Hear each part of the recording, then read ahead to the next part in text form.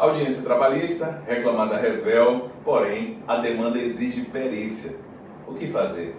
E salve esse vídeo para assistir antes da sua audiência quando ela tiver necessidade de perícia.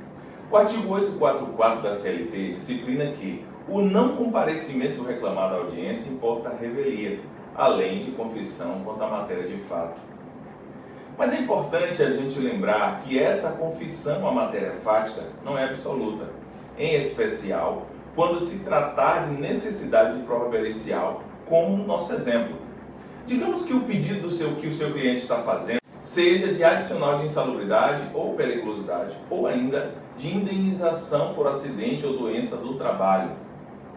Para esses casos, a perícia técnica é específica e depende da avaliação de um profissional da área médica ou da segurança do trabalho.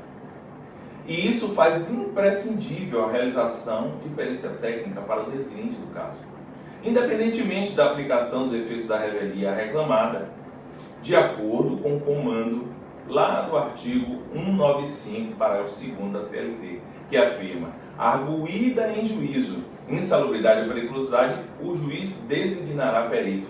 Logo, fica claro que a realização de perícia não é uma faculdade, e sim uma prova necessária para os casos em que acabamos de citar.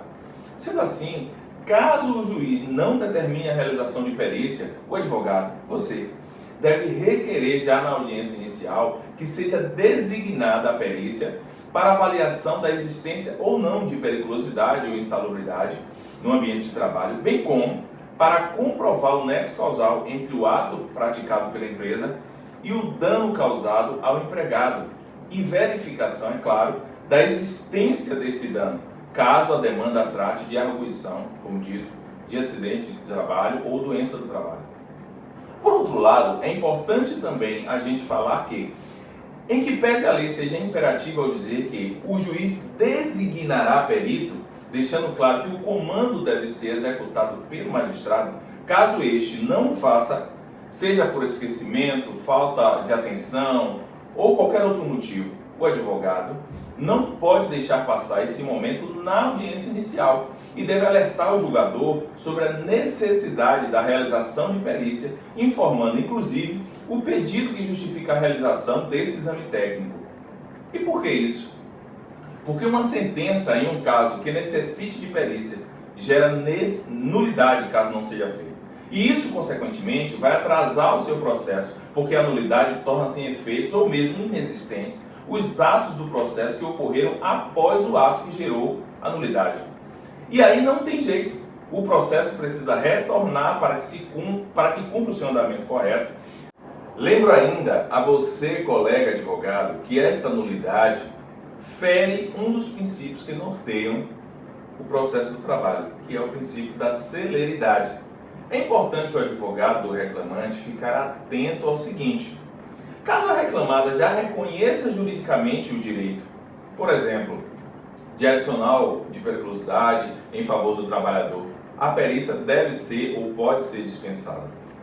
Um exemplo disso é aquele caso em que a empresa já paga o adicional de periculosidade ao empregado, fazendo inclusive constar no contra-cheque do trabalhador, porém paga um percentual apenas de 10% do salário do trabalhador, do reclamante, do empregado, sob a infundada alegação de que o trabalhador não teria direito mesmo, como se estivesse fazendo um favor. A gente sabe que isso corriqueiramente acontece. Todavia, como sabemos, o percentual de periculosidade é único e o seu valor é o equivalente a 30% do salário do trabalhador e não 10%, como ela estava pagando nesse caso.